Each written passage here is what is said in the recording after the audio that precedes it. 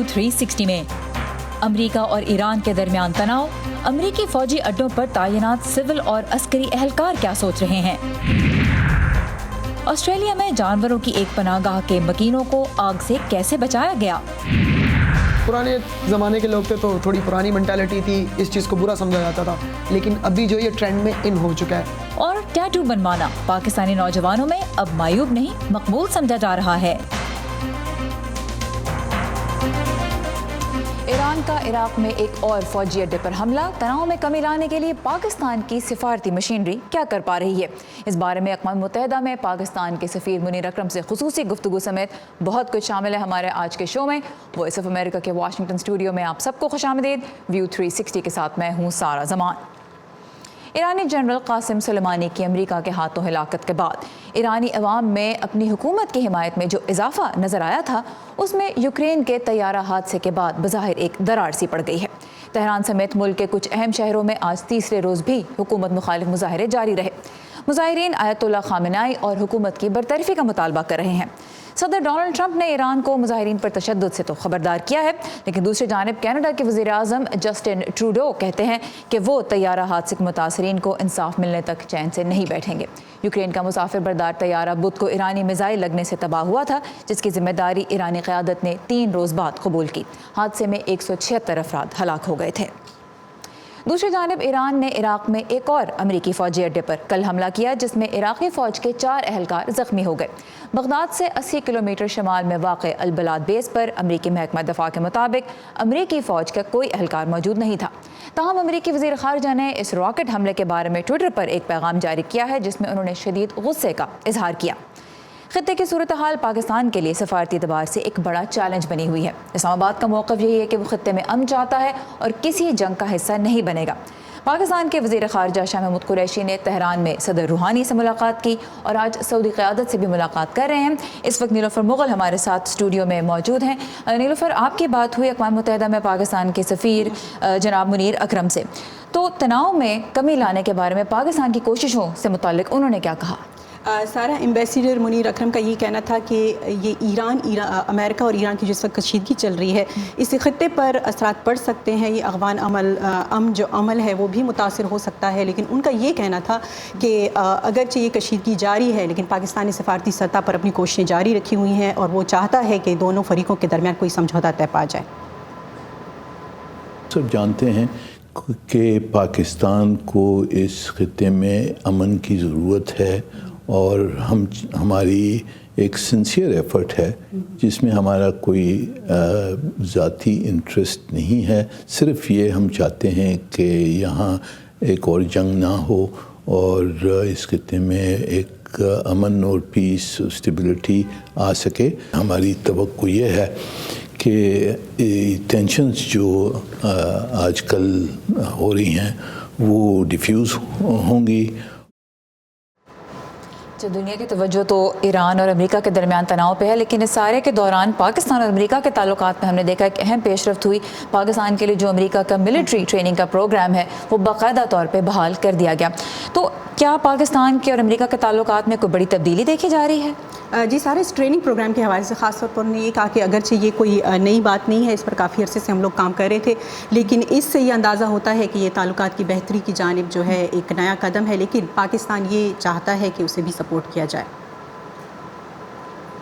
जो नॉर्मलाइजेशन जिसे कहते हैं, रिलेशनशिप की जो नॉर्मलाइजेशन है, उसमें ये एक फ़र्स्ट स्टेप है जिसमें उन्होंने रिकग्नाइज़ किया है कि पाकिस्तान के साथ भी हमने ताल्लुकात अच्छे रखने हैं। अमेरिका को अब थोड़ी ज़्यादा समझ आ रही है कि पाकिस्तान एक ऐसा मुल्क है जो चाहता है कि अपने खित्ते में अमन हो, क्योंकि हमारी पहली प्रायोरिटी है इकोनॉमिक एंड सोशल डेवलपमेंट। उसके लिए अमन की बहुत ज़रूरत है हमें। और एक अहम इशू पाकिस्तान के लिए کشمیر، اس کے بارے میں ہم دیکھ رہے ہیں کہ اقوام متحدہ کی جانب سے کوئی اہم پیش رفت نہیں ہوئی، اگرچہ پاکستان کا دعویٰ یہ ہے کہ بڑی شدید نوعیت کی سفارتی کوششیں پس پردہ بھی چل رہی ہیں اور سامنے بھی چل رہی ہیں، اس بارے میں کیا کہا انہوں نے؟ سارا اس کے حوالے سے ان کا یہ کہنا تھا کہ گزشتہ ہفتے ہی انہوں نے اقوام متحدہ کی سیکیورٹی کونسل میں ایک بار پھر اس مسئلے کو اٹھایا ہے اور امید ہے کہ اس ہفتے ایک بار پھر اس پر بات کی جائے گی، لیکن ان کا یہ کہنا تھا کہ اگر سفارتی سطح پر پاکستان جو ہے ناکام نہیں ہوا ہے، اور یہی ایک طریقہ ہے جس طریقے سے ہم بھارت پر دباؤ جو ہے برقرار رکھیں گے۔ ہم نے obviously جنگ تو نہیں لڑنی ہے، پر ڈپلومیسی کے تحت ہم دنیا کو بتانا ہے کہ کیا زیادتی ہو رہی ہیں وہاں مقبوضہ کشمیر میں، جو ہندوستان وہاں وائلیشنز آف ہیومن رائٹس کر رہا ہے، جو اپریشن ہو رہا ہے۔ تو اب یہ ہم نے سیکیورٹی کونسل میں پہلی مرتبہ 50 سال کے بعد اس مسئلے کو اٹھایا ہے۔ سیکیورٹی کونسل نے 2 بار اس کے اوپر توجہ دی ہے، تیسری بار انشاءاللہ پھر اگلے ہفتے پھر اس پہ توجہ دیں گے۔ رائٹ، نیلوفر مغل ہمارے ساتھ تھی اسٹوڈیو میں، اور آپ نے بات کی اقوام متحدہ کے لیے پاکستان کے سفیر منیر اکرم سے۔ تھینک یو ویری مچ نیلوفر۔ اور ایران اور امریکہ کے درمیان جاری تناؤ اور اس میں پاکستان کے کردار کے بارے میں ہم کچھ مزید بات کریں گے۔ آج ہمارے مہمان ہیں تجزیہ کار جہانگیر خٹک، جو نیو یارک سے بذریعہ اسکائپ اس وقت ہمارے ساتھ ہیں۔ خٹک صاحب، بہت شکریہ۔ پاکستان تو اپنا موقف ایران اور سعودی عرب کو باور کرا رہا ہے کہ وہ کسی جنگ کا حصہ نہیں بنے گا، لیکن غیر جانبداری دراصل کس حد تک ممکن ہوگی؟ کیونکہ حالیہ جو معاشی بحران پاکستان کا تھا اس میں عرب اتحادیوں سے پاکستان کو اربوں ڈالر کی امداد ملی، تو ایک تو یہ کہ غیر جانبدار کس حد تک رہ سکتے ہیں، اور دوسرا یہ بھی کہ در حقیقت اثر و رسوخ ہے کتنا پاکستان کا، کیا لیوریج ہے پاکستان کے پاس؟ بہت اہم سوالات ہیں، شکریہ سارا۔ دیکھیے، پاکستان کا لیوریج جو ہے وہ تو میرا خیال ہے کافی محدود ہے، اور جہاں تک نیوٹرلٹی کا تعلق ہے وہ بھی پاکستان کے لیے ایک انتہائی ٹائٹ روپ واک ہے۔ گرتے پاکستان نے پہلے بھی یہ بات تو ثابت کی ہے یمن کے معاملے میں کہ جب وقت آیا کہ سعودی عرب نے پاکستان سے تقاضا کیا کہ آپ اپنی افواج بھیجیں یا اس جنگ میں حصہ بنیں، تو پاکستان نے انکار کیا۔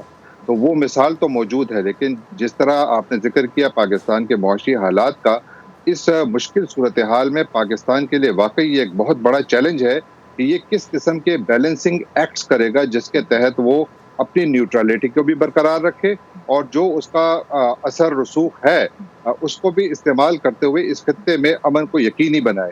ڈیفینیٹلی بہت بڑا چیلنج ہے، اور پاکستان کو اپنی نیوٹرلٹی کو اگر جنگ ہوتی ہے قائم رکھنا واقعی بہت مشکل ہوگا، اور ایسے اقدامات بھی اٹھانے ہوں گے جو اس کی نیوٹرلٹی، جس طرح آپ نے کہا غیر جانبداری کو تو قائم رکھیں، لیکن ساتھ میں جو اس کے معاشی مفادات ہیں، جو اسٹریٹجک مفادات ہیں، ان کا بھی تحفظ ہو سکے۔ تو جیسا آپ نے کہا ایک اہم بیلنسنگ ایکٹ ہوگا۔ ایران کی بات کرتے ہیں۔ ایران نے جب عراق میں امریکی بیسز پہ گزشتہ ہفتے حملہ کیا تھا، تو اس کے بعد جواد ظریف صاحب کی طرف سے جو ایران کے وزیر خارجہ ہیں، جو میسج آیا اس میں انہوں نے ایسے الفاظ استعمال کیے تھے جس سے لگا تھا کہ یہ ایک فیصلہ کن کارروائی ہے، اور پھر توقع یہ تھی، اور ایون صدر ڈونلڈ ٹرمپ کے خطاب سے بھی یہی توقع ملی تھی کہ شاید اب معاملہ یہاں پہ رک جائے گا۔ لیکن جہاز جب گرا دیا اور اس کی کہہ لیں یہ بھی ذمہ داری بھی قبول کر لی، اس کے بعد ہم نے دیکھا کہ ایران پہ ایک مرتبہ پھر اندرونی اور بیرونی دباؤ بڑھ گیا۔ اس کے باوجود البلاد بیس پر کل کا حملہ، اس کی کیا وجہ نظر آتی ہے؟ دیکھیے، 2 عوامل ہیں۔ ایک تو یہ ہے کہ جب ایران کی طرف سے حملہ کیا گیا تھا عراقی بیس پر، جہاں پر کہ سعودی افواج بھی موجود، امریکن افواج بھی موجود تھیں، تو پہلا خیال تو یہی تھا کہ ظاہر ہے ریئیکشن آیا ہے، اور ایران کی طرف سے تو گرچہ کہا گیا کہ بس ہم نے یہ کر لی ہے، لیکن عام توقع یہی تھی اور خوف بھی یہی تھا کہ شاید یہ ایک ابھی پراکسی وار کی صورت میں شروع ہوگا آگے نیکسٹ مرحلہ، اور وہی نظر آ رہا ہے، کیونکہ اس وقت عراق میں ایرانین بیک کافی ساری ملیشیاز موجود ہیں، جس میں کتائب حزب اللہ بھی موجود ہے، جن کا لیڈر بھی جنرل سلیمانی کے ساتھ اپنی جان انہوں نے گوائی اس حملے میں۔ تو اس قسم کے حملے میرا خیال ہے کہ ہوتے رہیں گے، میرا خوف یہی ہے، کیونکہ ایرانین بیک ملیشیاز جو ہیں وہ اس خطے میں انسٹیبلٹی کو جاری رکھیں گے۔ دوسری بات، اس خطے میں اگر اس قسم کے حملے ہوتے ہیں اور جس قسم کی انسٹیبلٹی ایران کے اندر ایران کی حکومت کے سامنے خلاف شروع ہوئی ہے، تو اس قسم کی صورتحال ایران کو شاید زیادہ فیور کرتی ہے، کیونکہ اس سے جو ایرانین عوام جو اس وقت کافی غصے میں ہیں، اپنی ہی حکومت کے خلاف زبردست مظاہرے کر رہے ہیں، ان کی توجہ ہٹانے کے لیے بھی ایک کوشش جو کہ ایران سمجھتا ہوگا کہ جو حکومت ہے ان کے فیور میں جاتی ہے کہ ٹھیک ہے، اگر باہر کچھ اس قسم کے حملے ہوتے ہیں تو اس سے کم از کم جو ڈومیسٹک پریشر ہے وہ شاید کم ہو۔ تو مجھے لگتا ہے کہ اس قسم کی پراکسی وارز اس خطے میں شاید مزید بڑھیں اور ایران کے اندر جو انسٹیبلٹی بڑھے گی شاید پراکسی وارز میں بھی اضافہ ہو، کیونکہ حکومت کے حق میں یہ بات ہے کہ عوام کی توجہ ہٹائی جائے، ڈیفلیکٹ کرنے کی کوشش کرے باہر کی طرف زیادہ سخت کارروائی کر کے۔ واشنگٹن کی بات کرتے ہیں، یہاں پہ بھی ہمیں ایک طرح کا کریڈیبلٹی کا کرائسس سا نظر آ رہا ہے، کیونکہ صدر ٹرمپ نے دعویٰ کیا حال ہی میں کہ جنرل سلیمانی 4 امریکی سفارت خانوں پہ حملہ کروانے والے تھے، اور اس کے برعکس ہم نے دیکھا کہ سنڈے کے جو اہم ٹاک شوز، جو نیوز شوز تھے، اس میں امریکہ کے وزیر دفاع مارک ایسپر جب آئے تو انہوں نے یہ کہا کہ انہیں اس قسم کی کوئی خفیہ معلومات نہیں ملی کہ 4 سفارت خانوں کے اوپر جنرل سلیمانی حملہ کروانے لگے تھے۔ تو اس سے امریکہ کی جو کریڈیبلٹی، اور خاص طور پہ ایک ایسے وقت میں جب اس کو اتحادیوں کی سپورٹ تو چاہیے ہی، لیکن ان کی طرف سے بھی حمایت چاہیے جو پوری طرح سے امریکہ کے ساتھ اس سلسلے میں نہیں کھڑے، ایران کے ساتھ کشیدگی میں کمی لانا چاہتے ہیں، ایسی صورتحال میں کس طرح سے امریکہ کی کریڈیبلٹی افیکٹ ہوتی دیکھتے ہیں آپ؟ میرا خیال ہے کافی زیادہ افیکٹ ہوتی ہے امریکہ میں، ڈومیسٹکلی اور انٹرنیشنلی دونوں۔ ڈومیسٹکلی جو اس وقت چونکہ الیکشن کا ایئر ہے اور صدر ٹرمپ کا ایک بڑا پیٹ ورڈ تھا اینڈ لیس وارز، اور انہوں نے جو گزشتہ انتخاب جو انہوں نے جیتا تھا اس میں وہ بار بار یہ کہتے رہے تھے اور امریکی عوام سے انہوں نے وعدہ کیا تھا کہ وہ جو اینڈ لیس وار ہیں یا جو نہ ختم ہونے والی جنگیں ہیں، جن میں خصوصاً افغانستان کا ذکر تھا، وہ ختم کریں گے اور نئی جنگیں نہیں شروع کریں گے۔ لیکن جب یہ حملہ ہوا تو سب سے پہلا سوال یہ اٹھا کہ آپ نے تو وعدہ کیا تھا کہ نئی جنگیں نہیں شروع کریں گے، لیکن اس سے تو بالکل اینڈ لیس وار شروع ہو سکتی ہے۔ آج بھی نیو یارک ٹائمز کی یہی ہیڈ لائن ہے اور تمام امریکی اخبارات میں یہی سوال اٹھایا جا رہا ہے، عوام بھی یہی سوال اٹھا رہے ہیں، اور جو صدر ٹرمپ کی اپنی جو پارٹی ہے اس میں بھی یہ سوال اٹھائے جا رہے ہیں۔ جب یہ وار پاورز کے حوالے سے دیکھیے، کانگریس میں ہاؤس آف ریپرزینٹیٹیوز میں ایک ریزولوشن پاس ہوا اور پھر وہ سینٹ میں جا رہا ہے۔ سینٹ میں ڈیموکریٹس کو اس کو پاس کرانے کے لیے 4 ووٹوں کی ضرورت ہے، جس میں سے 2 ان کو مل گئے، یعنی ریپبلکن پارٹی کے 2 سینیٹرز اس کے حق میں ہیں۔ گویا اس کا مطلب یہ ہے کہ امریکی جو حکومتی پارٹی ہے اس کے اندر بھی اس کے اوپر کافی تقسیم ہے۔ تو کریڈیبلٹی صدر ٹرمپ کی بھی سوال ہے اور امریکہ کی بھی سوال ہے، کیونکہ جو یورپین اتحادی ہیں اور باقی لوگ ہیں وہ سب یہی سوال کر رہے ہیں کہ ٹھیک ہے، آپ تو یہ کہہ رہے ہیں کہ جنرل سلیمانی حملہ کر رہے تھے یا یہاں پر بہت زیادہ انسٹیبلٹی کریٹ کر رے تھے، but where is the evidence? Evidence چلیں، لیکن وہ ایویڈنس ابھی تک سامنے نہیں آیا۔ اور بہت دلچسپ بات یہ ہے کہ ایران اور امریکہ دونوں کو ہی اس وقت اندرونی طور پہ بھی اپنے ہی عوام کی جانب سے اپنی پالیسیز کے حوالے سے پریشر کا سامنا ہے، دباؤ کا سامنا ہے۔ جہانگیر خٹک تجزیہ کار ہمارے ساتھ تھے نیو یارک سے، آپ کے وقت کا بہت شکریہ۔ Thank you. اور آپ جانتے ہیں حالیہ دنوں میں امریکہ نے ایران کے ساتھ تناؤ بڑھنے کے باعث تقریباً 3,500 فوجی مشرق وسطی روانہ کرنے کا فیصلہ کیا ہے۔ آئیے چلتے ہیں امریکہ کے سب سے بڑے فوجی اڈوں میں سے ایک پر، فورٹ کیمبل، جو ریاست کنٹکی میں واقع ہے، اور وہاں چل کر جانتے ہیں کہ ادھر تعینات فوجی اور سویلین عملہ تازہ ترین صورتحال کو کیسے دیکھ رہا ہے۔ کھیتوں اور ہائی ویز کے چوراہے پر واقع ہے فورٹ کیمبل، ایک چھوٹا سا شہر جہاں امریکہ کا 101 ایئر بورن فوجی اڈا قائم ہے۔ یہ بیس اور شہر کی مقامی معیشت ایک دوسرے سے جڑے ہیں۔ رونی وارڈ طویل عرصے سے بیس کے نزدیک ایک نائی کی دکان چلا رہے ہیں۔ ہمارے گاہکوں میں شاید 80 سے 85% حاضر سروس فوجی ہیں۔ ہم پرائیویٹ فرسٹ کلاس کے فوجیوں سے لے کے کمانڈنٹ جنرل تک کے بال کاٹتے ہیں۔ رونی کا کہنا ہے کہ ان کے گاہک خاندان کی طرح بن جاتے ہیں۔ ان لوگوں کی زندگی، آپ جانتے ہیں، آپ اس کا ایک حصہ بن جاتے ہیں۔ آپ جانتے ہیں کہ یہاں کون گیراج کی تعمیر کر رہا ہے، کس کا بچہ ہونے والا ہے اور کس نے نیا ٹرک خریدا ہے۔ ان کے کسٹمر شون ہیبرٹ فورٹ کیمبل میں بھاری مشینری کے آپریٹر کے طور پر تعینات ہیں۔ ہم نے بہت ٹریننگ کی ہے یہاں۔ اپنی تعیناتی کے چند سالوں کے دوران میں نے اسی لمحے کی تیاری کے لیے خود کو تیار کیا ہے، لہٰذا ہم ہر وقت جانے کے لیے تیار ہیں۔ شون کے مطابق تعیناتی فوجی خاندانوں کے لیے کبھی بھی آسان نہیں ہوتی۔ میری ایک بیٹی ہے جو بہت چھوٹی ہے، اسے اس کی سمجھ نہیں کہ کیا ہو رہا ہے، سوائے اس کے کہ ڈیڈی جا رہے ہیں۔ دوسری طرف میری بیوی سوال کرتی ہے کہ کیا ہو رہا ہے، کیا آپ جا رہے ہیں، کب تعینات ہو رہے ہیں۔ باربر شاپ سے چند کلومیٹر دور 2 بچوں کی ماں ایک امریکی فوجی اس خدشے کا اظہار کرتی ہیں کہ متعلقہ لوگوں کو ان کے ملٹری ایکشنز کے اثرات کا صحیح پتہ نہیں ہوتا۔ وہ نہیں سمجھتے اس کام کی نوعیت کو اور یہ کہ کس طرح یہ اثر انداز ہو سکتا ہے۔ میں انہیں بتاتی ہوں کہ ہو سکتا ہے لوگ کبھی واپس نہ آئیں۔ آپ جن لوگوں کے ساتھ جاتے ہیں شاید آپ ان کے ساتھ واپس نہ آئیں۔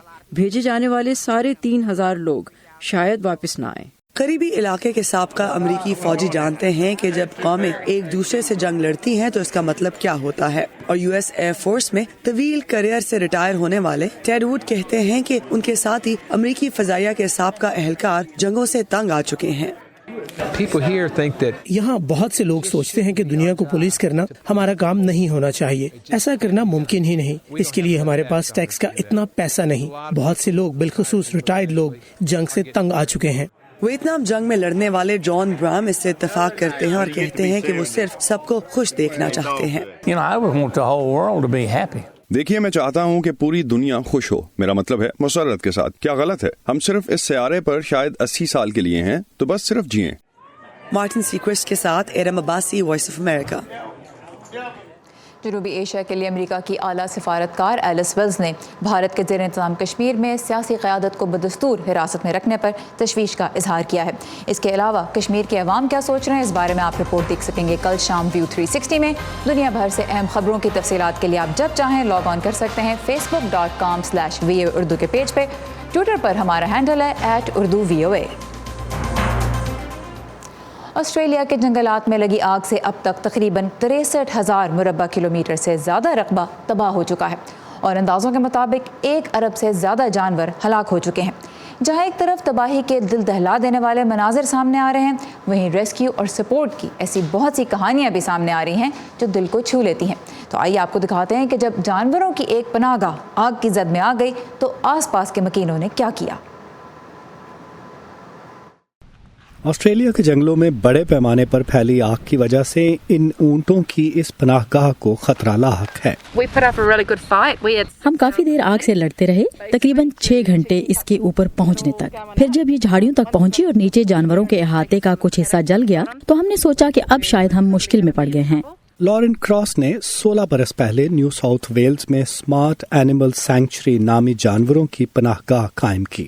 جب آگ ان کی املاک کے قریب پہنچی تو پھر وہ خوفزدہ اور مایوس ہوئیں۔ تو ہمیں فیصلہ کرنا پڑا، اور حتمی فیصلہ یہ تھا کہ ان جانوروں کو کھول کر جانے دیا جائے، مگر وہ کہیں نہیں گئے اور ادھر قریب ہی پھرتے پھراتے مزے کرتے رہے۔ وہ کہتی ہیں کہ جانوروں کے مزے نہیں ہوتے اگر پڑوسی مدد کو نہ آتے۔ میں نے لوگوں سے کہا کہ ان سب جانوروں کی جان بچانے میں مدد کریں، تو ساری کمیونٹی اکٹھی ہوئی اور پھر ہم نے جتنے جانور ممکن ہو سکا انہیں نکال لیا۔ لارن کا گھر تو آگ سے بچا رہا، مگر زندہ بچنے والے مویشیوں کا مستقبل زیادہ تابناک نہیں۔ اس آگ کے اثرات طویل مدتی ہوں گے، بحالی فوری نہیں ہوگی۔ ایک چیز جو بہت سی مشکلات کم کر سکتی ہے وہ بارش ہے، بدقسمتی سے اس کے امکان بہت کم ہے۔ اب جبکہ پھل توڑنے کا موسم شروع ہو رہا ہے، کسانوں کو بھی غیر یقینی کی کیفیت کا سامنا ہے کہ کیا بچایا جائے اور کیا نہیں۔ آسٹریلیا میں جنگل کی آگ غیر معمولی بات نہیں، مگر ستمبر میں ریکارڈ توڑ گرمی کے باعث آگ کا سیزن جلدی شروع ہوا اور اس کے خاتمے کا کوئی امکان نظر نہیں آ رہا۔ عرش عرب اسادی کے ساتھ ندیم یعقوب، وائس آف امریکہ۔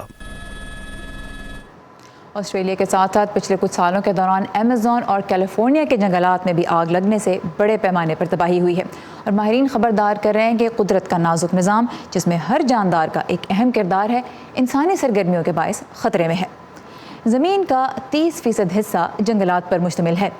2018 میں تقریباً 30 ملین ایکڑ جنگلات کا صفایا ہو گیا، جو ایک طرح سے صوبہ خیبر پختونخوا کے کل رقبے سے بھی تقریباً 20% زیادہ ہے۔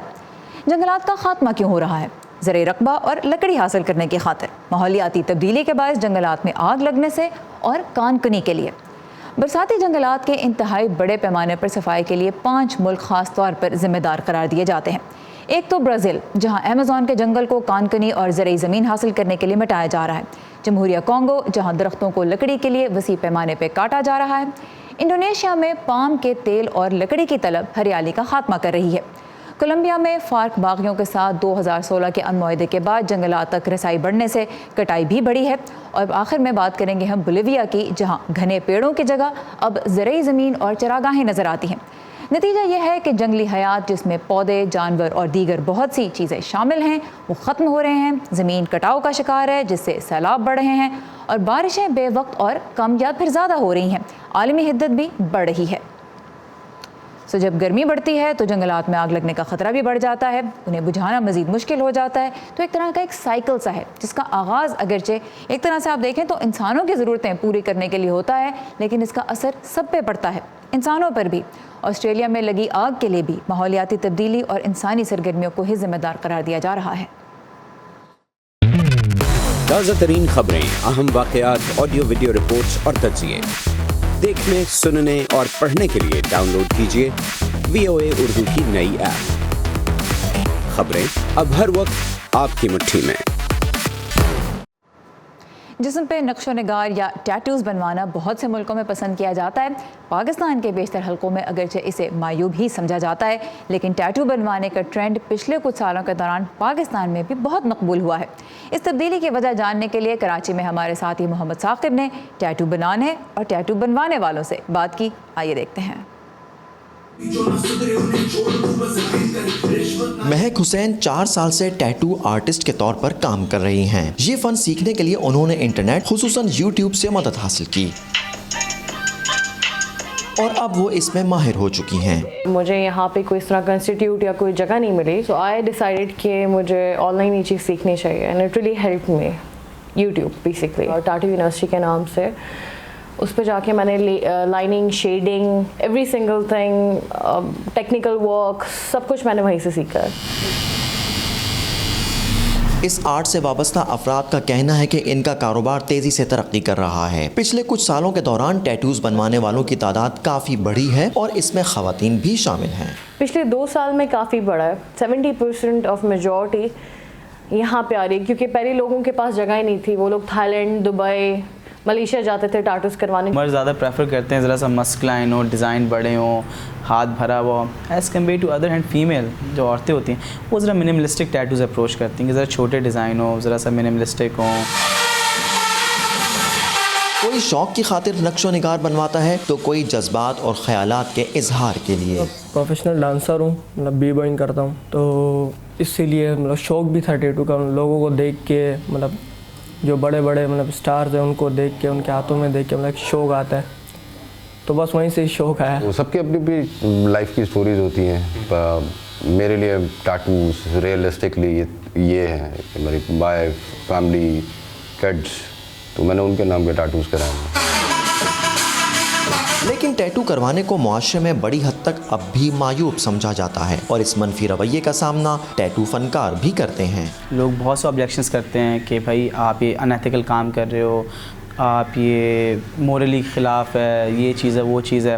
میرا بڑا سمپل اس کا آنسر ہوتا ہے کہ میں کسی کو زبردستی اپنے پاس نہیں لا رہا. میں کسی کلائنٹ کو زبردستی گلی میں چلتا ہوا اسے پکڑ کے اپنے پاس نہیں لا رہا. وہ بندہ میرے پاس خود آنا چاہ رہا ہے. آج کل کی جنریشن جو کافی چینج ہوتی جا رہی ہے, ٹھیک ہے, پرانے زمانے کے لوگ تھے تو تھوڑی پرانی مینٹالٹی تھی, اس چیز کو برا سمجھا جاتا تھا, لیکن ابھی جو یہ ٹرینڈ میں ان ہو چکا ہے, لائف سٹائل کے ساتھ جو ہے ان ہو چکا ہے. اور میں پرسنلی یہ چیز چاہتی ہوں کہ جو ٹابو ہے ہمارے کلچر میں کہ ٹیٹو کو لے کے, یہ چیز ختم ہو. میں بس یہ کہنا چاہوں گی کہ سوسائٹی کی فکر نہ کریں, just go for your dreams. انسان اپنے جسم پر ڈیزائن, تصاویر یا کوئی نشان وغیرہ صدیوں سے بنواتے آ رہے ہیں, جس کی مثالیں برصغیر کی ثقافت میں بھی ملتی ہیں. پاکستان میں بھی ٹیٹو بنانے کا فن نیا تو نہیں, لیکن اس کے بارے میں اب ایک نئی سوچ ضرور جنم لے رہی ہے. Muhammad Saqib, Voice of America, Karachi. اور اسی کے ساتھ ختم ہوتا ہے آج کا ویو 360. facebook.com/VOA اردو کے پیج پہ آپ جب چاہیں لاگ آن کر سکتے ہیں. آپ کو دنیا بھر سے تازہ ترین خبریں اور اہم معلومات اور دلچسپ مضامین ملیں گے. اس کے علاوہ ٹویٹر پہ ہمارا ہینڈل ہے @UrduVOA اور انسٹاگرام پہ بھی آپ اردو VOA کو فالو کر سکتے ہیں. آپ کو بہت سی دلچسپ اور ویڈیوز اور تصاویر بھی وہاں پہ نظر آئیں گی. سارا زمان کو یہاں اجازت دیجیے. خدا حافظ.